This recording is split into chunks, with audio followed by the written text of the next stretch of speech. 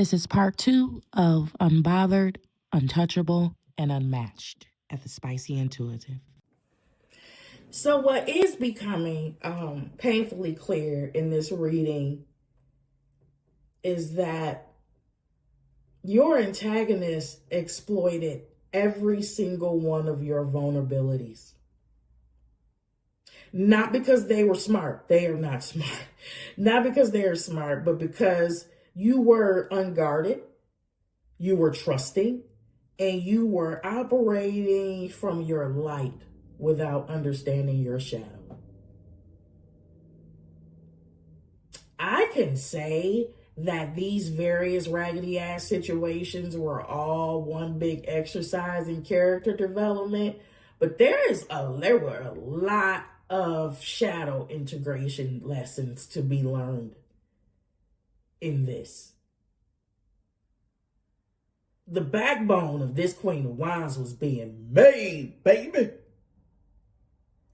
Listen, let me go on. I done already pulled out a 50-minute reading on the 9-code reading on the cards that's already pre-pulled. It's going to end up being my longest reading today. Yeah, my pastor was right. All right, let me see. Where am I at? She was, every last one of her vulnerabilities was exploited. Where was I at? I'm trying to jog my memory. Okay. The gifts of the Queen of Wands, they can also double as your blind spots. I need you to understand that too. Okay. So your warmth, my God, your warmth can easily be used for access if you are not careful. You are naturally magnetic. People feel drawn to you, and you often give the benefit of the doubt, which allows the wrong people to stand close enough to study you.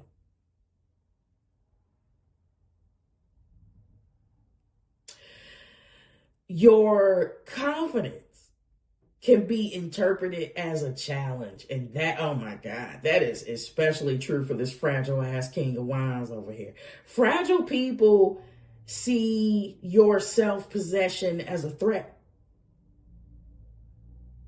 Instead of rising to your level, they attempt to cut you down to theirs.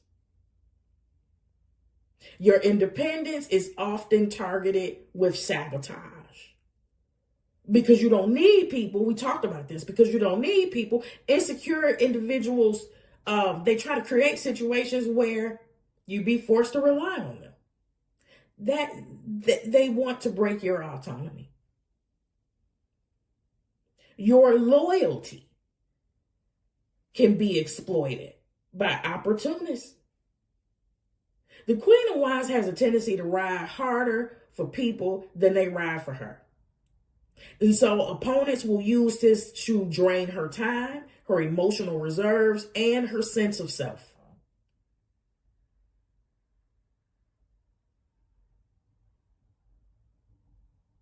The other thing is that you don't have to be a fire sign, but this is the element of fire. Wands is fire. Okay? So people like to provoke her. People like to intentionally agitate this Queen of Wands archetype.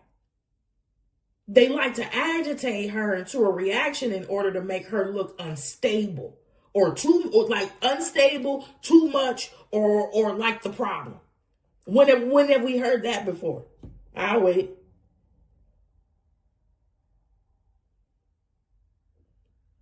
Because they know she fire. And they know if they can get her to react, she's going to act a plum ass fool.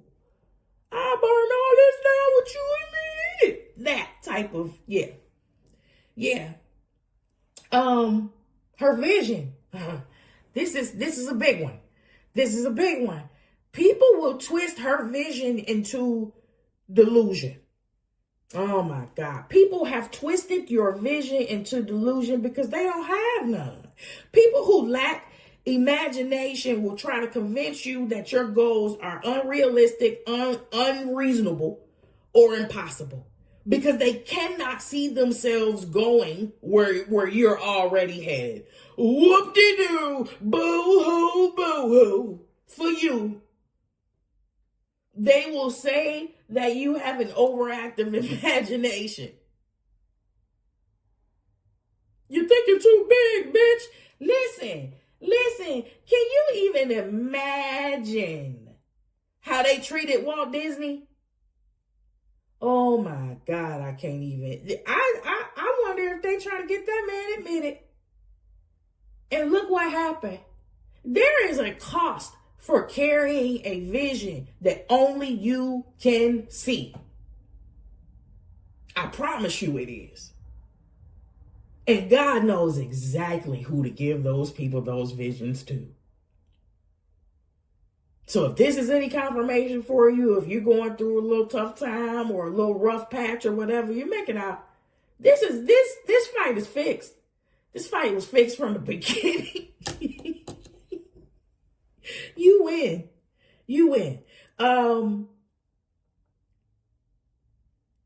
Yeah. So we talked about the exploitation, right? The plot twist for this, the plot twist for all your weaknesses is that your weaknesses will only exist until you become aware of them. Once you see, because you're a no-nonsense person, you're going to put your hand to the plow and get to work right away. Once you see what they are, you become untouchable, unstoppable, right? Going back to the overactive imagination part, going back to how they will try to twist her delusions her dreams into delusions, because that entire situation, what happens is, because she's creative and imaginative and definitely a trailblazer,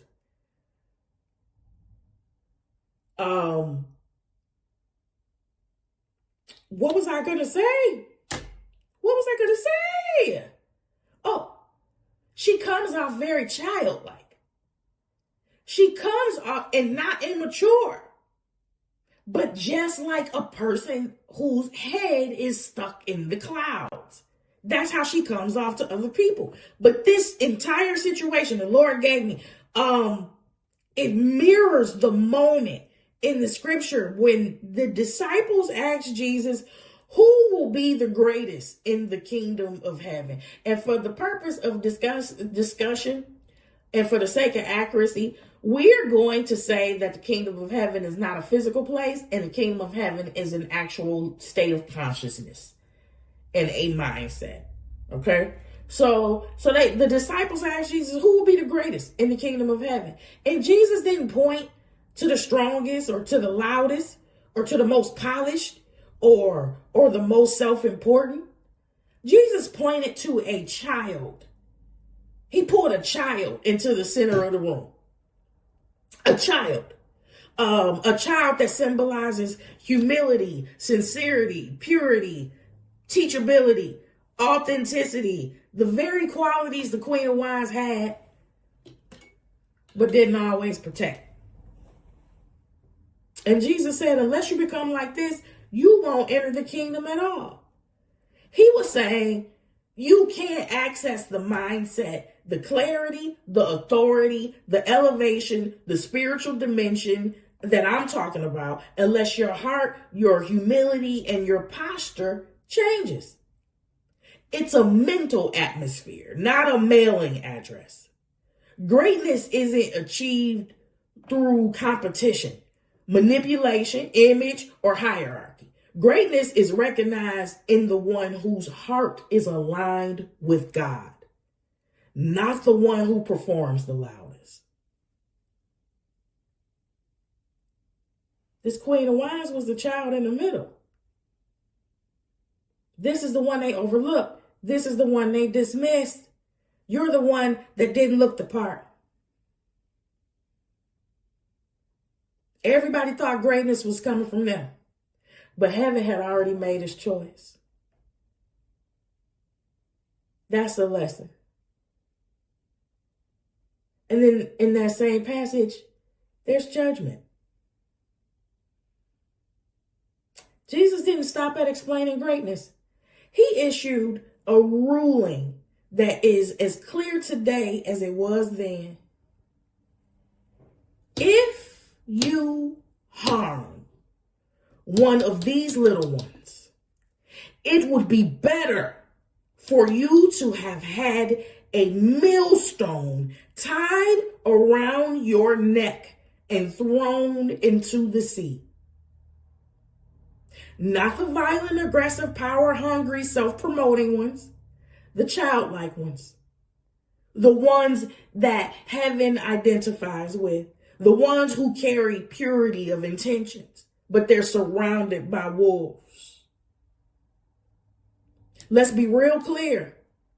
Let's be really, really, really clear. When these people exploited your innocence, when these people preyed on your humility, when they gaslit you thinking that you weren't who God said you were, when they competed, when they sabotaged, when they undermined, when they whispered, when they schemed,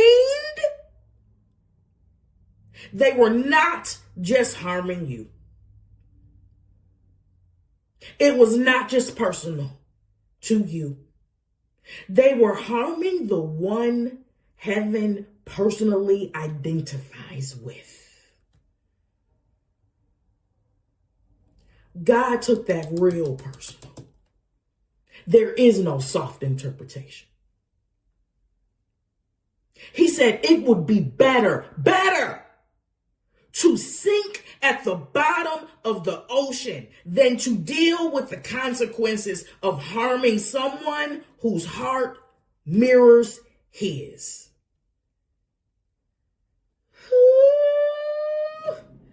Baby, this was not merely a setback for her. It was an indictment on all of these people. And that is the judgment.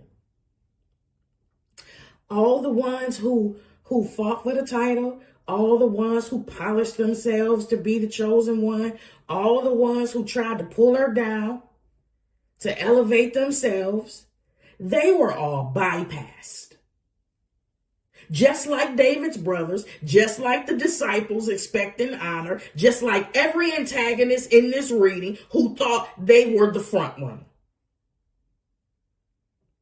God reached past every single person who exalted themselves and placed the anointing on the one that they counted out.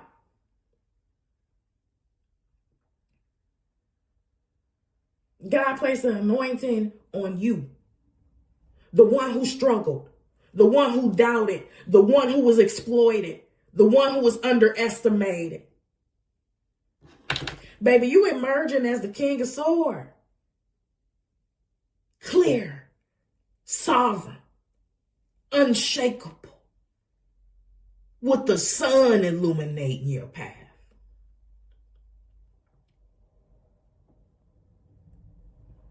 What they meant for your undoing was just used as fertilizer for your becoming. That's all.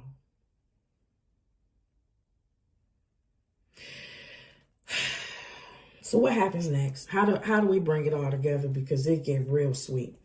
How do all of these minor but painful, educating, humiliating, and character shifting experiences, how do they all add up to your major wins? The first card out was the Magician. The second card was the Hangman. Together, in combination, this is death energy. The transformation, the shedding, the burial of who you had to be in order to survive. This is the emergence of who you were born to be. We already, listen, it's over here. Here's that death energy right here. We already have the Queen of Wands clarifying the death. So this is spiritual confirmation for sure. You surrendered to the truth of your own identity. You stopped fighting.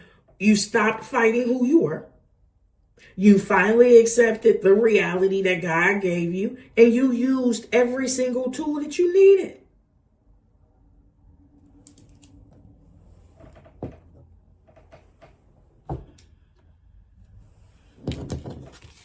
After this, you got the Eight of Cups clarifying the Three of Wands. Here's the funny thing. When it comes to balance, truth, and divine justice, I always say this.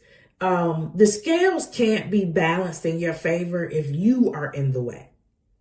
Justice doesn't show up until you've left the scene of imbalance. That's Eight of Cups. That's you walking away. And that's exactly what this is.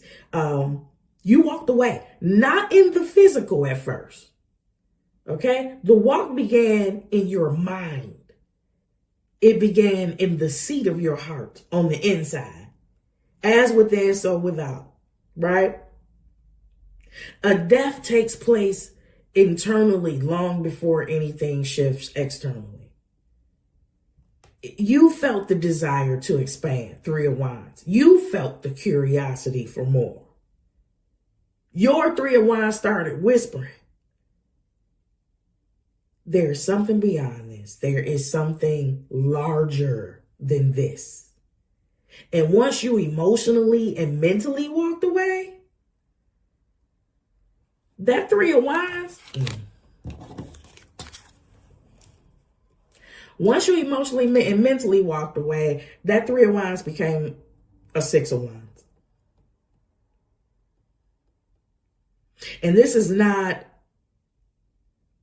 a public win. I know that this is success and public recognition, but the moon comes right after the Six of Wands, and we'll talk about it. But this is a private win. This is the phase where you are uprooting. You start pulling up the weeds, removing whatever it was in your environment that was choking out your vision, your optimism, your courage, and your confidence. And as soon as you made space internally, here came the Six of Wands. A victory, a breakthrough, a success that happens quietly in the spirit, out of the sight of everybody. It wasn't a public parade. This is the kind of win where heaven nods and hell trembles. And suddenly you're dreaming again with this Knight of Cups. You remember the vision that God gave you with this Knight of Cups. I'm going to cry. I will. Oh, I'm about to cry.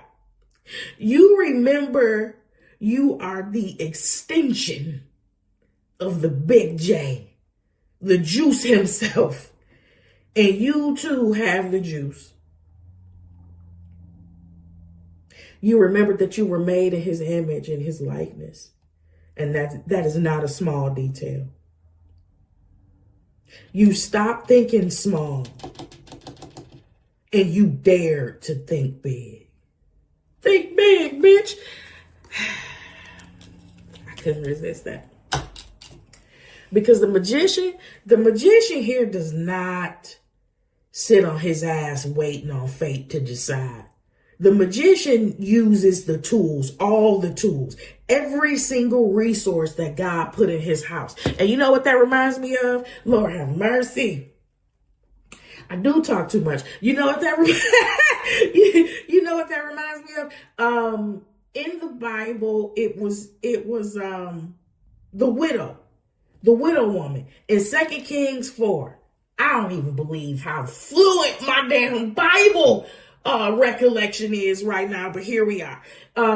This widow woman came to the prophet, to Elisha, saying, my husband died, we drowning in debt, and they're about to take my sons as collateral. The prophet did not offer her any pity. He offered her a process. Okay. He said, what do you have in your house? Now we're talking about magician work, because faith without works is dead. Okay. What do you have in your house? This lady said nothing except a little bit of oil, which was in fact more than enough. Right. He told her, go get some jars, go borrow some jars, get as many as you can, Go inside, close the door. That was important. Close the door and pour until you can. And she went and did that.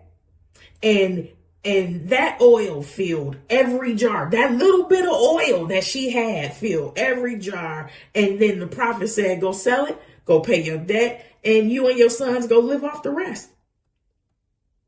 And this is exactly what the Queen of Wands energy did. This is exactly what you did. You stopped waiting for the rescue. You stopped waiting for the validation. I'm going to cry. You stopped waiting for the conditions to be perfect. I'm proud of you. God. And you should be very proud of yourself as well. I am very proud of you. This is a spectacular reading. This is spectacular. You look within yourself and you realize that I have enough to begin. I have enough to transform. And I have enough to break out of what I was born into.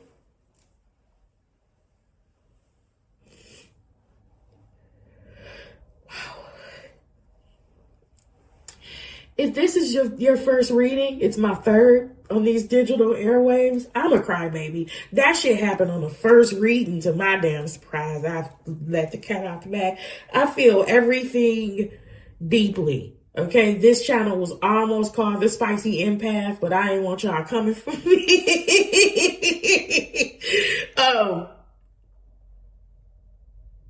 She just... You did not accept the default settings of your family. You did not bow to the norms or the limitations that were handed to you. You were born for greater, and somehow,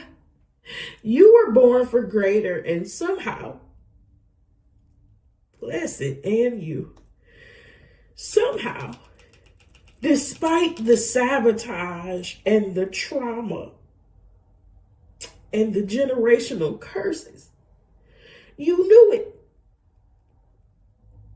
And there was not an adversity in hell strong enough to stop you from building your life.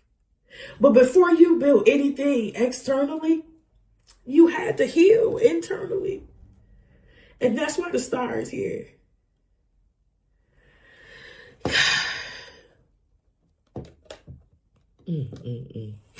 Why didn't I think this was going to be a two-part reading? Why?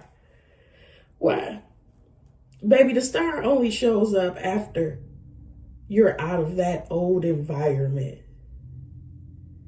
She shows up after you leave the roaches and the crabs and the bottom feeders who were determined to keep you crawling. Once out of their reach, your hope returns. Your inspiration ignites. Your faith resurfaces. Because you can't heal in the same atmosphere that infected you.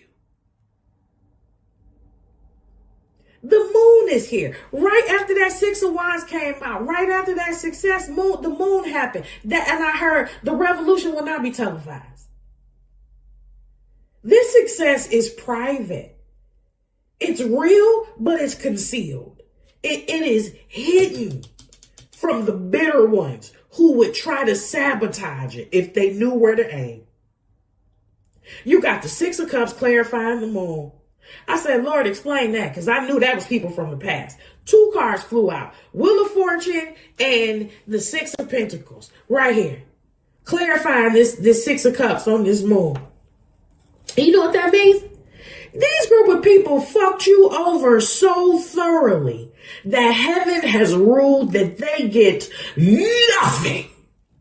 Not a blessing, not a peek, not an invitation, not a seat, not a damn thing. If they do get anything, and this is me talking now, if they do get anything, give them your ass to kiss. But please let them kiss it from the side. Do not turn your back on any of these roaches ever again in your whole ass life. You learned your lesson. The direct result is that a goddamn beast is born. The direct result is that you were forced to build something great by your damn self. Happily.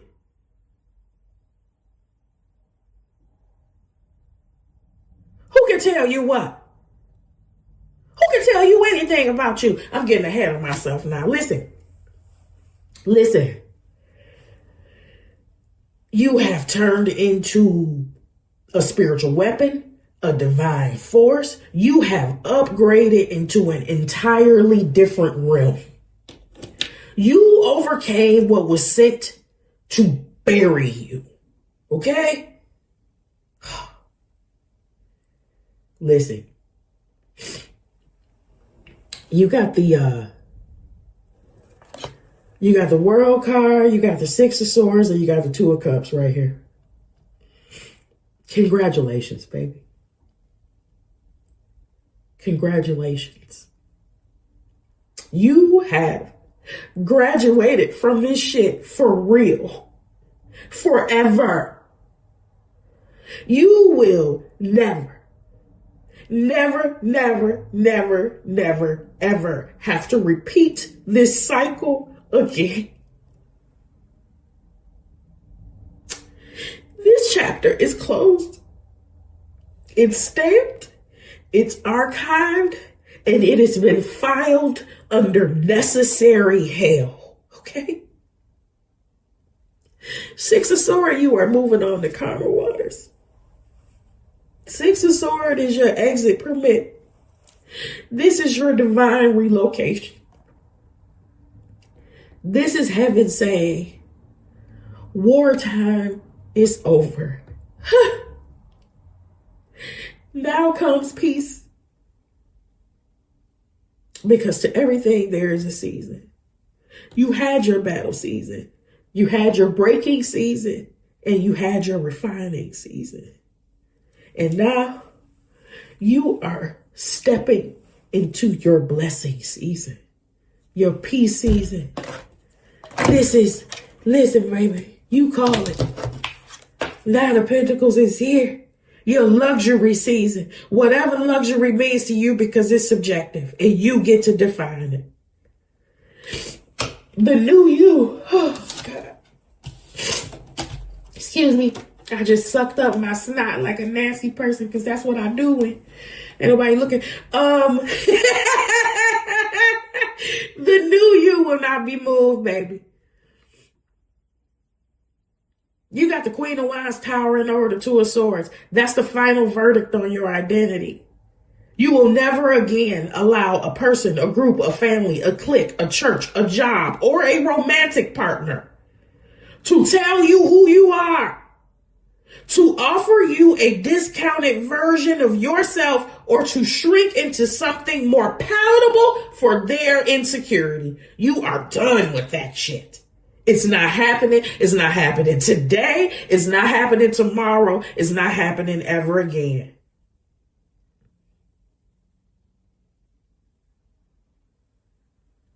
Everybody loves to talk about how they hate independent women. And honestly, it's true. It's true. But people who need power, control, or validation from the hierarchy, they cannot stand a woman who can stand alone. You hear me? So what do? They create situations where they think they can say, see, you do need people. But here's the gag. That kind of pressure doesn't break everyone. Some people, let me pull her back. Some people just get more stubborn. Some people just get more determined. Some people, you just forge ahead. In this particular case, you were like, oh, you don't want to be my friend? Cool. You don't want me at your table? Cool. I can't even borrow your little funky little folding chairs? Bet. And what did you do? You built your own damn table. You built the chairs. You decorated the room. You added the plants. You added the fish aquarium. You set the atmosphere. You mailed the invites. And now you decide who gets an invite. You decide what their role is, you decide what their capacity is, and you decide how long they get to stay. Because you have control over all of it. And after all of that, you get 9 of Pentacles. Look, you get 9 Pentacles and 9 Cups. I want y'all to understand what this is. After all of that, you get 9 Pentacles, 9 Cups. You get financial independence, emotional fulfillment, self-sufficiency, peace, contentment, overflow. You get the money and the happiness. Okay? But I need you to listen to something real careful. Never, ever, ever look for these previous groups to validate you. They can't, they won't, and they would crumble if they did. Because accountability is these people's kryptonite. If they acknowledge your growth or your success or your perseverance, your strength, your resilience, they will have to face the fact that they could have done the same and they didn't. And so instead, you got to expect the classics if you're expecting anything at all. They're going to tell people that you just got lucky. They're going to wonder whose ass you kissing. They're going to think you must have done something shady. They might even call it pretty privilege. They might say you were on your knees for a promotion. They definitely might say you got a sugar daddy, an old 90-year-old sugar daddy hiding out somewhere, footing your lifestyle, young lady. Because how do you do that? They will say anything except the truth. You busted your ass and you work hard for it. Admitting that means that they had the same opportunity and they wasted it. This is the perfect ending to your reading. It is victory, it's vindication, it's clarity, it is elevation, it is justice, and it is just the beginning of an entirely new life. My loves, that was your message. Oh, I still feel like I'm gonna cry. Oh my God. Before I take you to the 20-second dance break, do me a favor and hit the like and subscribe button on the way out. Share this with somebody that needs to hear it, okay? I love you. Take care of yourself. Until next time.